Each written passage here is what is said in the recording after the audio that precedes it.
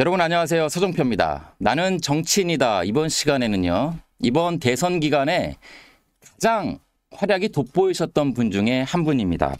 네, 삼선 의원이시면서 현재 국회 복지위원회 위원장을 맡고 계시는 더불어민주당 박주민 의원을 모셨습니다. 네, 안녕하십니까. 안녕하세요. 네. 와주셔서 감사드립니다. 아닙니다. 불러주셔서 대단히 감사합니다. 아, 그렇게 말씀해 주시니까 좋은데요. 저는 의원님 뵈면 사실 상당히 점잖으신 분인데 네. 최근에 재밌는 쇼츠 대선 기간에 그 얘기 먼저 살짝 하고 가시죠. 네. 어떤 쇼츠를 말씀하시는지? 그 미안하다 사랑한다 그 패러디했던 거. 네. 일단 소지섭 소간지 배우에게 사과해야 되는 거 아닌가요? 밥 먹을래? 투표할래? 밥 먹을래? 1번 찍을래? 밥 먹을래? 3명 데리고 올래? 밥 먹을래? 반말해서 죄송합니다. 죄송하다고 사과를 좀 드리도록 하겠습니다. 근데 아이디어가 누구 아이디어예요? 그 아이디어는 당에서 갖고 온 거예요. 당에서요. 네. 당 그 홍보팀에서. 그러면 상대 선정도? 네. 김상우. 뭐 짜서 아예 갖고 온 게 이제 당에서 갖고 온 거고. 예. 그게 아마 저희가 올렸던 쇼츠라든지 뭐 이런 것 중에 유일하게 당에서 아이디어 갖고 온 거예요. 아 정말 신선했습니다. 네. 배우 두 분 빼고는 신선했어요.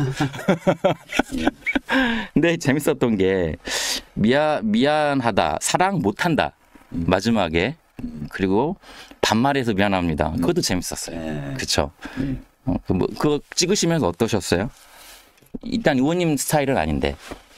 근데 보면은 투표 동료라든지 뭐 당의 후원회가 만들어져서 후원 동료라든지 할 때 제가 많이 기용이 돼요. 네, 그 기용이 되면 이제 제 외모 탓인지 네 반응이 좋아요. 웃긴 컨셉으로 많이 합니다. 그러니까 진지하신 분이 그런 걸 하니까 오히려 소구력이 있다. 네. 오히려 뭐 한준호 의원처럼 네, 아예 그냥 잘생긴 친구들은 멋진 스타일로 하고요. 네. 저는 좀 웃긴 컨셉으로 많이 해요. 네. 죄송하지만 약간 B급 스타일로 네. 또 편안하게 그래서 제가 다가간다. 한준호 의원 투표 동료 영상을 보고 네. 분노하는 걸 저희 보좌진이 찍어가지고 또 올렸는데 그게 또 대박이 나가지고. 네. 소지섭 배우한테 연락 안 왔나요? 교수표한테 연락 안 왔는데. 알겠습니다. 그런 콘텐츠 하나하나가 이번 대선에 영향을 줘서 그런지 대선 얘기 살짝 해보면 결과적으로 당선되셨고 1,700만 표 넘는 역대 최다 득표율. 네. 어떻게 보셨습니까? 이번 그 민심의 선택 한마디로 짧게 정리하고 가실까요? 사실 제가 이제 뭐 대구라든지 뭐 구미, 영천 이런 경북 지역 네. 그리고 부산, 뭐 울산 이런 영남 경남 지방 많이 다녀봤고 네. 서울에서도 뭐 우리 민주당이 좀 어렵다는 송파라든지 서초라든지 강남도 많이 다녀봤는데요.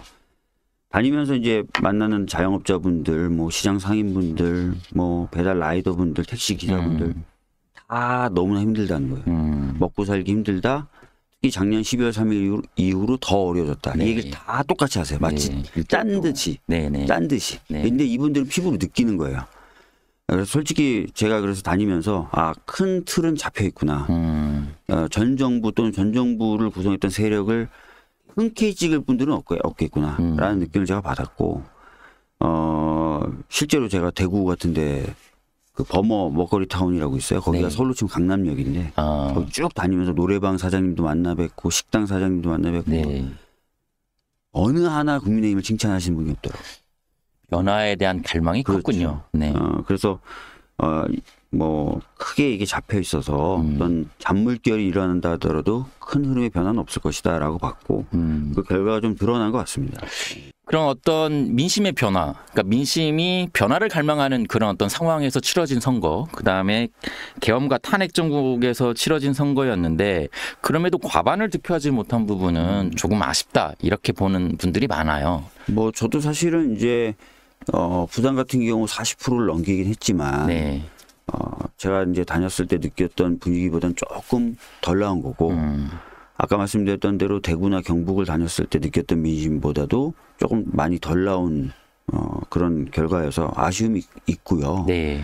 근데 이제 그런 부분은 아마 이제 그 지역에 계신 분들, 특히 이제 대구나 경북에 계신 분들은 아직 민주당이 낯설고 또 민주당에 대한 여러 가지 뭐 그동안 형성되어 왔던 약간의 거부감, 저항감 이런 것들이 있으실 거라고 생각합니다.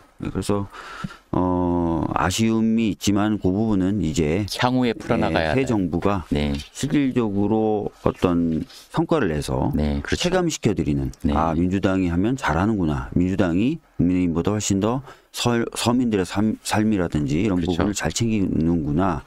이런 걸 느끼게 해드리면 빠른 속도로 좀 바뀔 수 있다고 생각합니다. 아, 빠른 속도로요? 아주 빠른 속도로. 선거를 치를 때까지는 사실상 이제 저울질을 했거든요. 네. 그런데 이제 당선된 이후에 네. 대통령이 어떤 보여주는 정책 그리고 어떤 비전을 하나하나씩 보면 바로 돌아설 수 있다는 말씀이신 저는 그렇게 거잖아요. 봅니다. 네. 그런 면에서 보면 지금 인선이 상당히 속도를 내고 있는데 네. 일단 인선 성공적으로 보고 계시는 거죠. 지금 진행 과정. 뭐 아시다시피 이 인선조차도 저희가 인수위가 없는 과정에서 급박하게 이루어져야 되는 그러니까요. 상황이었고 네. 뭐 하기 때문에 뭐 120% 뭐 150% 만족한다 이렇게 보기는 어려울 것 같아요. 네. 그러나 초기 인선은 상당히 안정적이고 많은 분들이 좀 안심할 수 있는 인선들이 이루어지고 있는 것 같다. 네. 전반적으로 그런 그러니까요. 말씀 좀 드리겠습니다. 네. 상당히 빠른 시간 안에 실용 중심에 바로바로 이제 투입돼가지고 네. 일할 수 있는 분들로 맞아요. 지금 진영이 짜져 있고 맞습니다. 네. 상당히 잡음이 없는 상황에서 진행이 되고 있는 네. 것 같아요. 그런데 이제 한 가지 아쉬운 점은 그 이제 민정수석 오광수 수석에 대한 어떤 잡음이 살짝 있는데 네. 이를테면 아내 그 부동산 차명 어제 뭐 나오지 않았습니까? 검찰 개혁 적합한 인사로 보세요. 어때서요? 법조인이시니까 또. 실질적으로 제가 이제 그분을 잘 모르고 네. 일단 민정수석에 임명되는 과정을 통해서 제가 처음 알게 된 분이라서 네. 정확히 그분이 어떤 분이다 이런 말씀까지 드리기는 어려운데 네.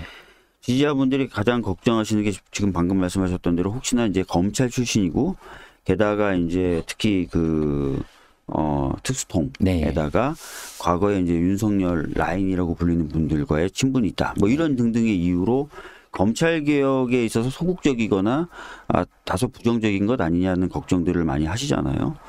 그런데 이제 검찰 개혁은 사실 법률 개정으로 되는 겁니다. 즉 국회에서의 몫이 굉장히 크고요. 입법부의 예, 권한이. 맞습니다. 네. 그리고 정부 사이드라면 사실 1차적 책임은 법무부죠. 그렇기 때문에 국회에는 뭐 저같이 검찰 개혁에 대한 강한 의지를 갖고 있고 과거에 검찰 개혁을 했었던 경험이 있는 전문적인 역량과 경험이 있는 의원들이 있고 네. 법무부 장관이 이제 누가 인선될지 아직 모르겠지만 법무부 장관도 이제 개혁적인 인사가 않는다면 큰 무리 없이 검찰 개혁은 신속하게 진행할 수 있을 것이다라고 그러니까 생각합니다. 알겠습니다. 국회와 행정, 정부의 역할이 더 크기 때문에 네. 컨트롤이 가능하다 이런 말씀이신가요? 맞습니다. 실제로 제가 뭐 취재를 해보니까 대통령도 그런 비슷한 말씀하셨다고 하더라고요. 수석이고 내가 컨트롤할 수 있는 위치에 있다. 뭐 이런 취지의 네. 발언을 저는 경험이 있는데요. 예. 이제 뭐 이제 와서 조금 말씀드리는 거지만 이제 군사법원법을 제가 대표 발의해서 이제 한국전쟁 이후로 최초로 개정을 했었어요. 정면 개정. 네, 아시겠지만 네. 뭐 사망 사건이라든지 성추행 사건은 아예 수사부터 민간 영역에서 하는 걸로 바꿔놨지 않습니까?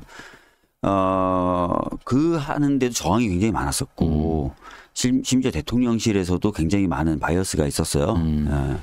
제가 그냥 법사위 간사였을 때 네네. 해버렸어요. 입법부 국회의 어떤 의지가 더 중요하다 네, 이런 그때 말씀이시군요. 물론 대통령실과 소통을 했지만 네. 여러 바이어스에도 불구하고 네. 법사위 의원들하고 잘 회의해가지고 했고 네. 지금 좋은 평가 받고 있지 않습니까? 알겠습니다. 좀 지켜봐야 될 것 같아요. 오광수 네. 수석의 어떤 향후 문제, 네. 그리고 실제 검찰의 휘두를 어떤 칼의 향배를 네. 좀 지켜봐야 될 것 같고, 그다음에 그게 인선에 어떤 살짝 잡음이 있었다면 또 하나 이승엽 변호사, 네. 과거 대통령의 어떤 사건의 변호를 맡았던 분이 지금 헌법재판관 후보 3명 중에 네. 한 분이시잖아요. 네. 이거는 이해충돌 없습니까? 뭐 이승엽 변호사란 분에 대해서 이제 제가 이제 법조계에 있는 세 평을 먼저 좀 들어봤어요. 얘기가 좀 어떻게 나오길래. 평이 나오나요? 근데 대법원 재판연구관 출신이죠. 네. 그 당시부터 뭐 지금까지도 법리적으로 굉장히 해박하고 네.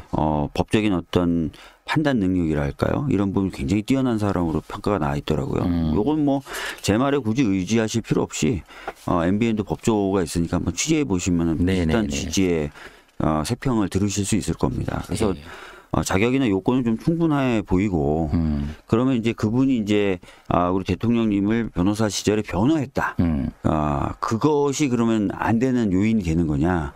그러면 사실 변호사가 특히 능력 있는 변호사는 여러 중요 사건의 변호를 맡게 되는데 수임을 하게 되고 변호를 하게 되는데 그럼 다 안 되는 거냐 앞으로 그러면 이런 부분 판단해 볼 필요가 있어요. 그래서 변호를 했다는 이유 자체만으로 안 된다기보다는 변호를 통해서 이 사람이 앞으로 중립적 독립적 일을 못할 것처럼 굴었냐 아니 그런 평가가 가능하냐를 따져야지 형식적으로 변호를 했다는 것만으로 무조건 안 된다.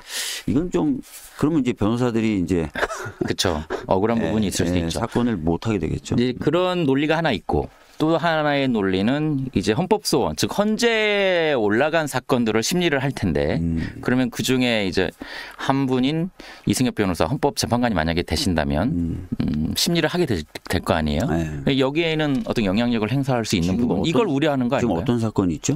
예를 들면 좀 이따가 뭐 제가 여쭤볼 내용이긴 한데 지금 3대 특검 관련해 가지고 각종 사건이 올라갈 수도 있고 그다음에 정당 해산 관련해 가지고 예상을 더해서 그러니까 정당 해산 관련해 가지고 올라갔을 걸로? 때도 헌재가 결정을 심판을 하잖아요. 지금 말씀은 예상을 더하는 것 같고 그래요. 그죠? 그리고 아까도 말씀드렸던 대로 대통령이 되기 전에 변호를 했다. 그 이유로 만약에 안 된다 그러면 뭐 기억나시겠지만 우리 대통령님이 예전에 뭐 성남시장이나 아니면은 경기도지사일 때 관련된 사건이 부당하다고 해서 민변 변호사들 막 100몇십 명이 이름 올리고 그랬잖아요. 다 안 되는 거예요, 그러면. 그 100여 명분 다 안 되는 거죠. 좋은 분들 다 안 되는 거예요. 네. 알겠습니다. 그래서 변호를 했다가 중요한 게 아니라 그러면 그것을 통해서 진짜 그러면 뭔가 공정성이라든지 독립성이 훼손될 만한 그런 사람인 것이냐 그런 걸 개별적으로 판단해 주셔야죠. 알겠습니다. 그럼 뭐 상황을 좀 더 지켜보고 향후에 아직 재판관이 된 것도 아니니까 상황을 좀 더 보고 지금 말씀하신 것처럼 무슨 위원정당에서 뭐 법무부 장관이 아직 임명도 안 되니까 법무부 장관이 해야 되는 거거든요. 그렇죠. 정부가 하는 거니까. 벌써부터 가정을 더해서 할 거라고. 그런 우려가 있다. 이 정도. 최근에 재밌는 여론조사가 하나 나왔는데 대통령의 국정 수행 전망을 어떻게 하느냐에 대한 여론조사 뭐 의원님도 당연히 보셨겠지만 58.2% 나왔어요. 항상 뭐 정권 초기에 진행되는 여론조사고 이명박 전 대통령은 79.3, 박근혜 전 대통령 64, 문재인 대통령 74, 심지어 윤석열 전 대통령도 52%가 나왔는데 윤석열 전 대통령보다는 높았지만 앞선 대통령들보다는 좀 낮았는데 아까 같은 그런 연장선일까 약간은 기대는 하지만 아직 마음을 정확하게 줄 수 없는 뭐 이런 것 때문인가요? 굉장히 뭐 최근의 정치 지형이 기자님도 아시겠지만 극과 극 대립 대 대립이었지 않습니까? 그래서 저는 사실 내란이 있은 이후에 치러지는 선거기 때문에 내란을 옹호했던 세력 그리고 지금도 옹호하고 있는 세력이 사실 저는 더 득표율이 낮을 거라고 봤는데 이 극과 극으로 대립됐던 정치 상황의 영향 탓인지 그렇게까지는 안 됐더라고요. 지금 방금 언급하신 여론조사도 약간 그런 상황이 영향을 미치고 있는 것으로 보여지고요.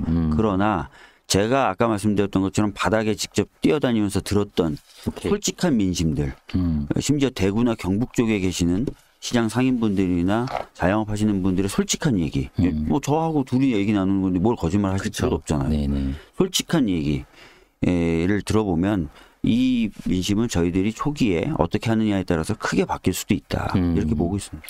알겠습니다. 그러면 대선 때 대통령이 득표한 50% 그다음에 김문수 후보와 이준석 후보가 가져가가지고 합산하면 한 50% 된다고 했을 때 그 50%의 절반 정도가 이재명 대통령한테 옮겨지면 성공적인 지지율과 좀 국정 능력에 대한 인정이라고 보시면 될까요? 네, 이제 이후에 이제 저희들이 빠른 속도로 여러 가지 정책들을 마련해서 집행을 할 겁니다. 특히 이제 침체되고 있는 내수를 부활시키는 다시 활력을 가지게 만드는 그런 정책이라든지 그런 것들을 저희들이 해 나갈 것이기 때문에 아까 말씀드렸던 바닥에서의 민심의 변화가 분명히 뒤따를 거라고 보고 있습니다. 그 바닥 민심을 움직이는 첫 번째 바로미터가 지금 경제 단체장들 그리고 총수들 5대 총수 곧 만나시잖아요. 만난다. 대통령께서. 예.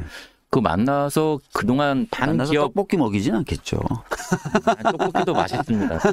떡볶이 먹으면서 정책을 내놔도 되죠. 예. 근데 이제 전 대통령과 똑같이 하면 안 되니까. 그게 뭐예요? 막 시장 끌고 다니면서 그렇게 하고 그러니까요. 그러면 어떤 일을 하게 만들어요. 가시적인 성과가 나올 것으로 이제 많이들 기대를 하는데 예를 들면 반도체법이나 아니면 노란봉투법 그동안 반기업법이라고 했던 것들을 이번에 어떻게 좀 성과가 나올까요? 그러면은 예를 들어- 바닥 민심이 움직일 수 예를 있는. 들어서 노란봉투법 같은 경우는 네. 뭐 기업을 하시는 분들은 걱정도 많이 하시고 반대도 많이 하시는데 네. 실질적으로 우리나라의 법원이 그렇게 진보적이지 않지 않습니까? 우리나라 법원도 상당히 보수적이라고 유명한 판가를 받고 있고 그렇죠. 거기다 더 나아가서 노동사건이나 이런 부분에 있어서는 항상 노동계의 비판을 받을 정도로 보수적인데 네. 이 법원이 국회로 보낸 의견서를 보더라도 노조법 2, 3조 개정안 소위 말하는 노란봉투법에 대해서는 네. 특별한 문제가 없다는 거예요. 법원이. 예. 그러니까 이제 어떻게 보면 지나치게 이제 기업인 분들이 걱정을 하시는 건데 과거에 정립되었던 판례를 명문화하는 수준에 불과하다라는 게 법원의 평가입니다. 그렇기 때문에 너무 걱정하실 필요는 없다 생각 들고요. 그러면 이번에 이제 그 회동이 소통의 길로 가는 첫 관문이고 네. 만나서 대화하다 보면 오해는 풀리겠다. 예, 여러 가지 얘기들 나누실 거고 예. 저도 이제 어떻게 생각하실지 모르겠지만 기업들 임원들하고 만나서 얘기도 나누고 합니다. 네. 뭐 민주당 의원들은 그런 걸 안 하는 것처럼 생각하시는 분들도 계시는데 그렇게 생각하시는 분 많지 않은데. 심지어 기업의 임원분들 말씀으로도 네. 경제는 민주당이 더 잘하죠. 뭐 새로운 어떤 기술에 대한 투자라든지 신산업에 대한 감각은 민주당이 더 탁월하죠. 이런 얘기를 하십니다. 네네. 제가 얼마 전에 만났던 기업의 임원분들도 그런 얘기 하시면서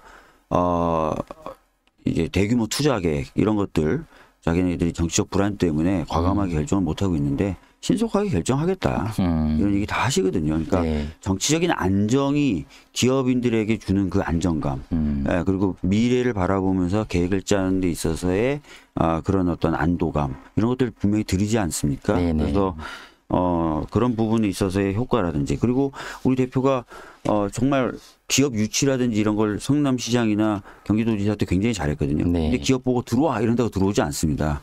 상당히 기업에게 여러 가지 어떤 기업 운영에 있어서라든지 이런 부분에 있어서의 어떻게 보면 편의 이런 것들을 제공하기 때문에 기업들이 그렇게 와서 또 그런 기업들은 또 성과를 내고 했던 게 과거 우리 대통령님의 성과로 지금도 평가받고 있는 부분들이라서 기업들도 오히려 그걸 잘 알더라고요. 네네. 기업들도 그걸 되게 잘 알아서 굉장히 생산적인 대화도 되면서 성과들도 그래서 많이들 기대를 이번에 하고 있습니다. 네. 그래서 성과와 실용을 추구하시는 대통령이 네. 이번 그 그룹 총수들 만나서 그리고 소통이 시작되면 어떤 결과로 이어질지 바로 성과가 나올 것 같기도 해요. 그러니까 너무 좀 걱정하지 마세요. 예를 들어서 국민이 걱정하고 있습니다. 우리 대통령님이 지금 반도체라든지 AI라든지 이런 부분에 있어서 뭐 이미 삼성 네. 만나시고 SK도 만나고 뭐 부정적인 평가가 나온 게 없잖아요. 네, 네. 오히려 대화 잘 된다고 얘기 나오고 이해 수준도 누구보다 높고. 기대해 보겠습니다. 네. 네. 자, 그러면 이제 특검 얘기로 가보죠. 이제 뭐 당장 다음 달부터 가동될 수가 있는데 초유의 3대 특검이 가동이 됩니다. 어떻게 보십니까? 이런 특검의 속도. 당연히 전 정권의 어떤 과오를 또는 어떤 잘못된 것들을 바로잡는 과정이잖아요. 네. 근데 세계 특검 에너지도 많이 들어가고 여러모로 아니 근데 힘든 과정인데 오히려 특검이라는 제도가 정부의 힘을 덜 빼죠. 뭐 검찰이 하면 되니까. 아니 그렇죠. 특검이 만들어져서 하면 되는 거예요. 네. 뭐 검찰이 동원되거나 경찰이 동원되면 정부가 신경 쓰고 정부가 계속 컨트롤해야 되고 뭐 하고 정치적인 에너지가 들어가지만 특검의 경우에는 고도의 독립성과 중립성이 보장되어 있는 제도지 않습니까? 지금 야당은 당장 반발하고 있습니다. 정치 보복이다. 야당이 뭐 반발하겠죠. 정치 보복이라는 네. 프레임으로. 아니 근데 도대체 내란 혐의에 대해서 수사하겠다는 게 정치 보복이라면 그럼 내란 혐의도 수사하지 말아야 됩니까? 그건 아니잖아요. 대통령의 뭐 어떤 내란 세력을 종식시키고 그다음에 그 말에 상당히 의미가 있는 게 어설픈 통합 그러니까 정리하지 않고 가는 것은 통합이 아니다. 봉합에 불과하다. 그러니까 윤석열 전 대통령에 대한 탄핵 심판 결정문을 한번 읽어보시면 네, 읽어봤죠. 예, 거기 보면은 이제 헌재가 이렇게 평가를 해요. 대통령이 자신의 권한 강화 및 뭐 연장 등을 위해서 군사를 하지 않을 것이라는 수십 년간 우리 국민들이 누적해 온 그 성과 또 거기에 대한 신뢰를 한 방에 훼손했다. 이거 회복해야 된다는 그런 취지의 말이 나오거든요. 네. 이거 회복 안 하고 그냥 가면 됩니까? 그럼 어느 대통령이나 등장해서 기분 나쁘고 답답하면 군사 동원해도 아무 처벌 안 받는다. 이걸 오히려 세워놓을까요? 기준으로? 네. 어떻게 하면 좋아요? 그럼 기업인들이 기업 편하게 하실 수 있겠습니까? 반드시 정리는 해야 되고. 이거는 근데- 안 되는 일이라고 다시 한번 역사에 강하게 써놔야죠. 예. 절대 해서는 안 되는 일이다. 대통령이 자기가 있는 권한 범위 내에서 행사하는 게 아니라 그걸 넘어서서 행사하면서 군사를 동원해서 상대 진영을 누르고 언론을 장악하려고 하고 이게 허용된다. 기분 나쁘면 그렇게 해도 된다. 이거를 남겨놓을까요? 그럼 누구한테 좋죠? 우리 기자님한테 좋을까요? MBN한테 좋을까요? 네. 근데 이제 상당히 의미 있는 특검 반면에 어떤 정치적 갈등이 양산될 수밖에 없는 그런 향후 한 180일 동안 수사를 하게 되면 적어도 올 연말 내년 초까지는 그러니까 특검은 이제 정부와 독자적으로 떨어져 있잖아요. 네. 전혀 특검이라는 제도는. 그렇죠. 그러니까 특검은 그냥 수사를 법대로 결대로 하라 그러고요. 네. 정부는 정부 할 일 하고 국회는 국회 할 일 하고 하면 되는 겁니다. 네. 알겠습니다. 일부의 우려가 있는데 크게 걱정 안 하시는. 아니 뭐 상황입니다. 수사 받는 분들이야 그게 정치적 탄압이라고 얘기하실 수도 있고 네. 하겠죠. 근데 특검도 그런 오해를 받고 싶지 않다면 증거를 명백히 제시하면서 수사가 진행되겠죠. 지금 야당이 원내대표나 어떤 친윤과의 이런 어떤 내홍, 갈등 때문에 대여 공세가 지금 제대로 안 나오고 있는 것 뿐이지. 만약에 당 수습이 되면 바로 이 문제 가지고 지금 공격을 세게 할 수 있는 상황이거든요. 그러니까 특검을 3개나 가동시키는 거는 특히 내란 특검 같은 경우에는 관련 의원님들도 같이 지금 수사를 하게 되잖아요. 김건희 특검법 같은 경우에도 뭐 명태균과 관련된 제가 진짜 여쭤보고 싶어요. 자꾸 그러시는데 그러면 하지 말까요? 어떻게 잘 슬기롭게 해야 된다. 네.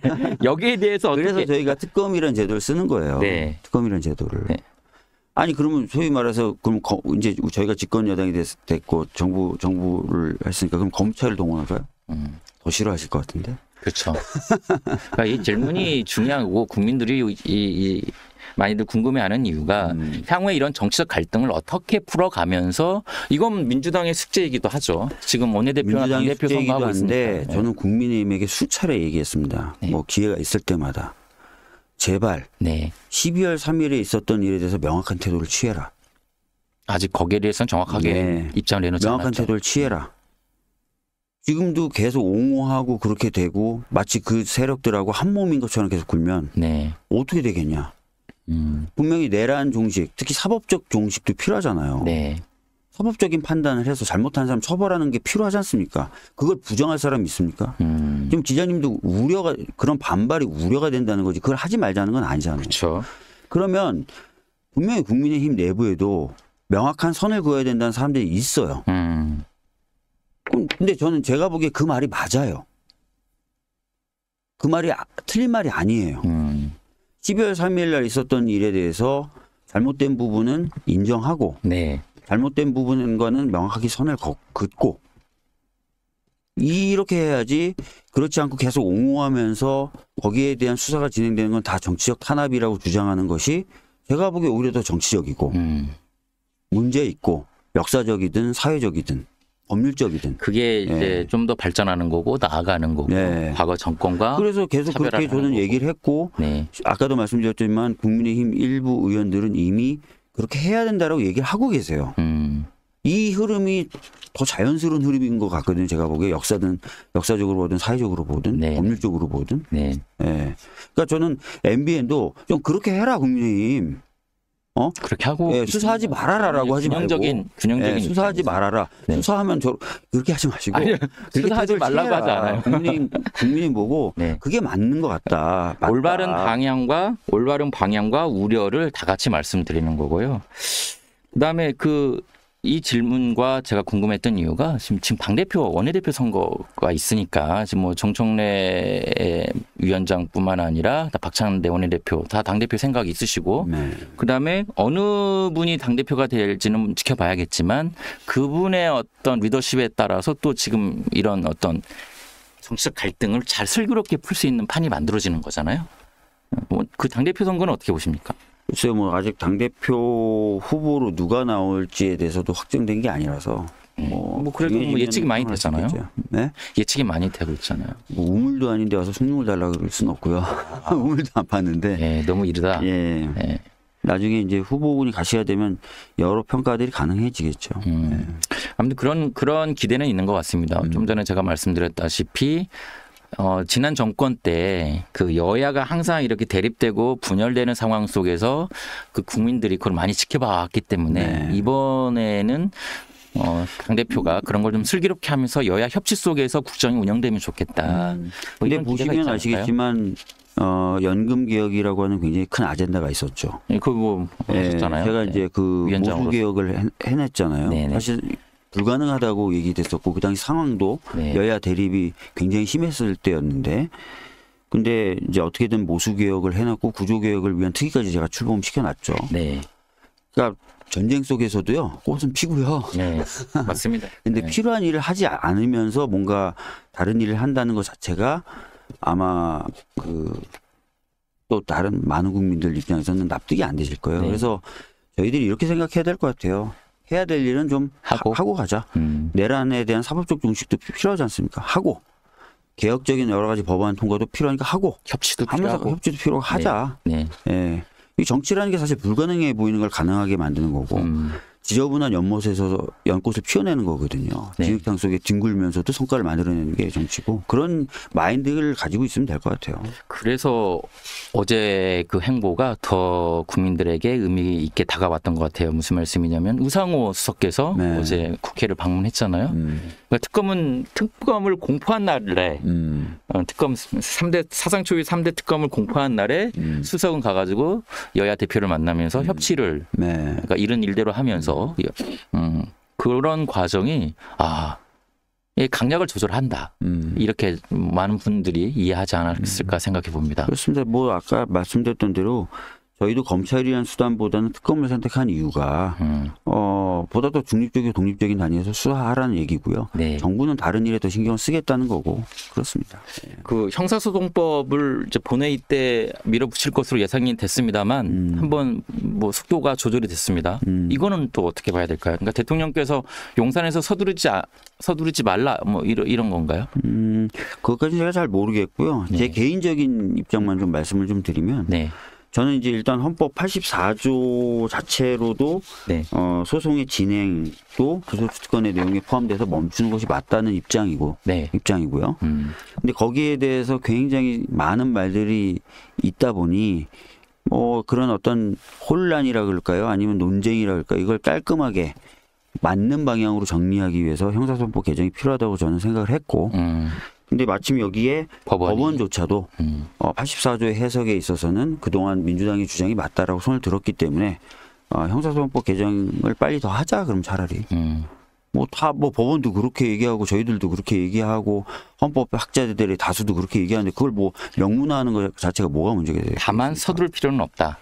그 시기 같은 경우에 아마 원내 지도부가 새로 출범하니까 원내 지도부에서 판단을 할 수는 있을 것 같아요. 근데 저는 이제는 뭐 아무런 논쟁거리도 안 되는 그렇죠. 법인데 법원이 정리를 해주는 법원이 정리해 준 상황인데 그걸 왜 안 합니까? 다만 확실하게 이제 하고 가자는 건데 그건 원내 지도부의 숙제다. 네, 뭐 시기 정도 정하는 건 원내 지도부가 할 수 있겠지만 더 이상 논란거리는 안 되는 것 같아요. 네. 네. 뭐 용산하고 여의도하고 어느 정도 기류가 소통이 돼서 뭐 일단 속도 조절을 하고 있는 것이 아닌가 그런 생각도 들고요. 복지위원장이시니까 네. 의료 갈등 1년 넘게 맞아요. 이거 어떻게 지금 풀립니까? 정리되나요? 뭐 제가 대선 기간에도 의료계를 다양하게 만났고 대선이 끝난 현장에서 많이들 다음에도 만나고 대선이 다니셨잖아요. 끝나고도 이제 뭐 이미 보도는 다 됐으니까 만남 자체를 제가 숨길 수는 없고 의협하고 만났거든요. 대화의 실마리들을 이제 찾아가고 있고요. 정부가 바뀐 부분에 있어서 의료계, 의협을 중심으로 한 의료계도 많은 기대를 가지고 있습니다.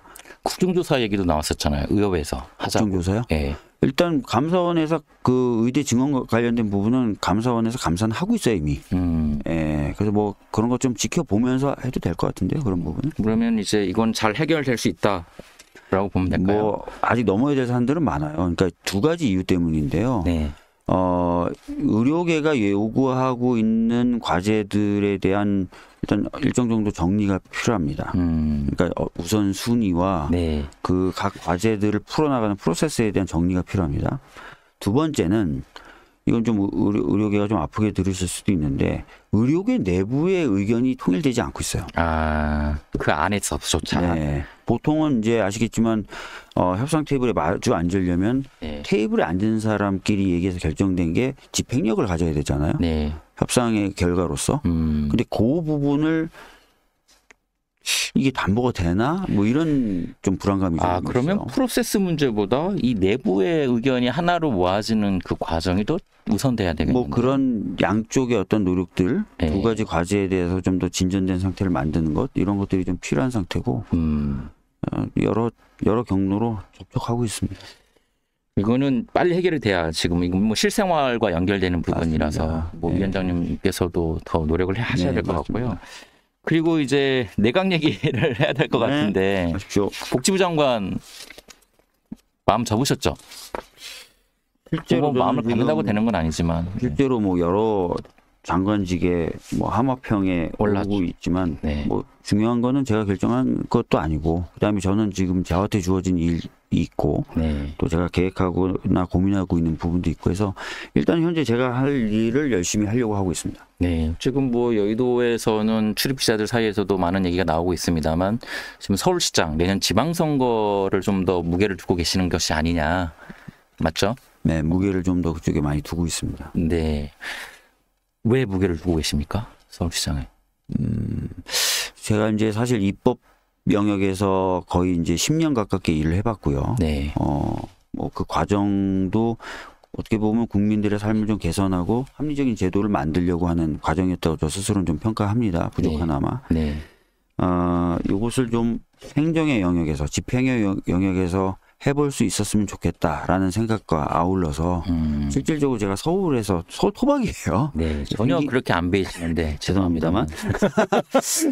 그래서 이제 서울에 대한 애정, 예, 서울 시민으로서의 여러 가지 서울에 바라는 바가 또 저도 있기 때문에 예, 이런 것들 진짜 한번 서울 시민과 함께 서울 시민들을 위해서 한번 펼쳐보고 싶다는 마음 가지게 됐고 네.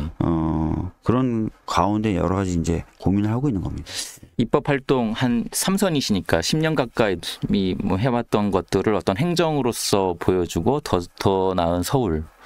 네, 그리고 서울은 아시다시피 이제 굉장히 중요한 도시이면서 네, 전국의 여러 지역을 선도하죠. 네. 심지어는 이제 대한민국을 선도하는 도시라서 과거에도 보면은 굉장히 다양한 선도적 실험이 네. 서울에서 먼저 이루어지고 그게 이제 중앙정부의 정책으로 반영되는 흐름을 보여왔거든요. 그러니까 그런 흐름을 좀 제가 다시 한번 좀 강하게 좀 만들어 보고 싶은 마음도 있습니다. 네. 예. 일단 의원님의 생각은 읽었고 그런데 지금 오세훈 상대당 현 시장이신 오세훈 시장 당연히 뭐 도전하실 거고 당 내에서도 쟁쟁하신 분들이 많아요. 예. 네. 뭐 그분과도 그분은 정리도 돼야 될 테고. 만약에 제가 도전을 하게 된다면 네. 쉬운 도전은 아닐 거예요. 네. 네, 그리고 아마 말씀하신 것처럼 경쟁자라든 내 안팎의 경쟁자라는 분들도 워낙 좋은 분들이시고 훌륭한 분들이시고 강한 분들이셔서 네. 어찌됐든 쉬운 과정은 아닐 겁니다. 제가 도전을 결심하게 되면. 의원님을 다음에 또 모실 수 있는 기회가 있기를 저는 개인적으로 바라지만 네. 그 뭐 알 수 없는 일이니까 좀 이런 질문입니다만 그러면 어떤 서울 뭐 그냥 간단히 생각 안 하셨을 것 같은데 생각하셨을래나 어떤 서울시가 돼야 된다 뭐 이건 있을 거 아니에요? 제가 이제 예전에 서울시장을 고민하면서 잠깐 언급했던 부분이 있는데 네.